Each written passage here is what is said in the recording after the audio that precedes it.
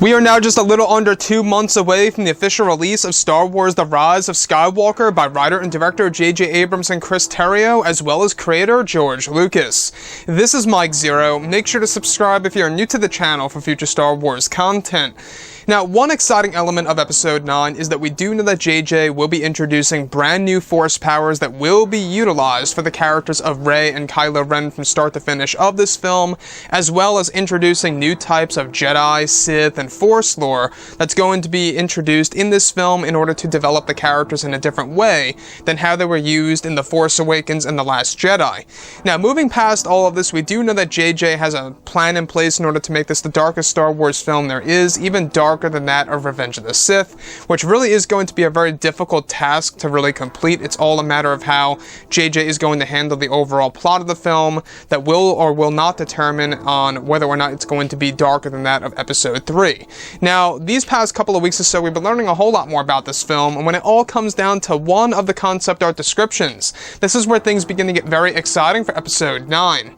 Now, specifically, what's really intriguing about all of this is that, of course, shot descriptions consisting of a sequence where it's explained that both Rey and Kylo Ren are said to be fighting with each other while they are in a flash fight.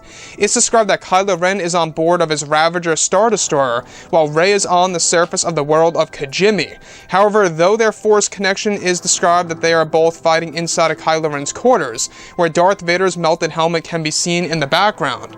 It's described that one of the sequences is said to involve a moment in which Rey is said to tap into the dark side of the Force, where she begins to get angry at Kylo Ren, where she points her fingers at Ren, where she is said to initiate a streak of Force lightning toward Kylo, causing him to fly through his quarters, where Rey is said to look at herself in a surprising way, after using the Force lightning, realizing that she went too far, and that this is where it's said that she tries to end the flash fight, where they progress to where they are near Darth Vader's melted helmet. Now, this is where Rey is said to have the ability to destroy the podium supporting Vader's helmet, even though that Rey is really not in Kylo's quarters. Now, another sequence that comes before this one is said to involve a sequence in which both Rey and Ren are on the world of Pasaana fighting over a ship, trying to pull it back to the surface of the planet that belongs to the First Order, that is taking Chewbacca away as a prisoner, where Rey uses the Force to try to take the ship back, whereas it's escaping the atmosphere, Rey is said to accidentally shoot a streak of Force lightning, shooting down the ship on the world of Pasaana she was fighting over with Kylo Ren, where Chewbacca's fake-out death happens, where the audience is led to believe that Chewie dies in the moment. However, he survives the crash due to Rey's Force lightning strike against the ship. So let's go over a couple of parts about this. Now, the thing about Episode 9 is that we do know that JJ wants to introduce new Force powers that we have never seen before in a live-action Star Wars movie.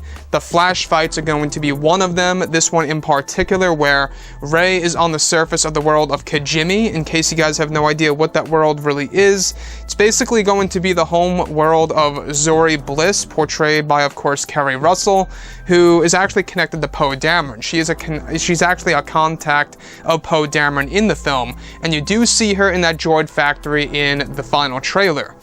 Now, moving on forward, alright, there's said to be a moment in which both Rey and Ren are fighting inside of Kylo Ren's quarters, which is what we already saw in the final trailer. You do see Darth Vader's melted helmet in there, in the background where it gets destroyed, or at least the podium itself gets destroyed.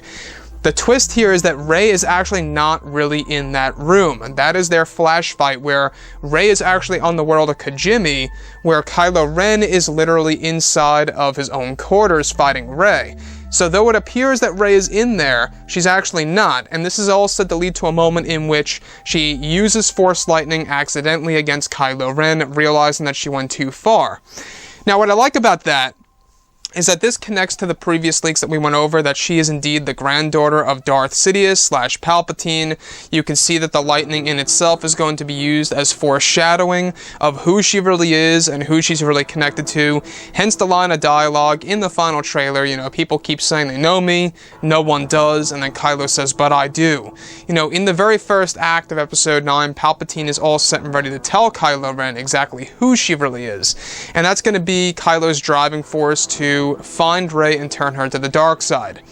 Now, on top of all of this, the other piece that I do want to go over is the Pisana sequence, where Rey is said to accidentally shoot down a ship that Chewbacca is on board of, being taken away as a prisoner by the First Order.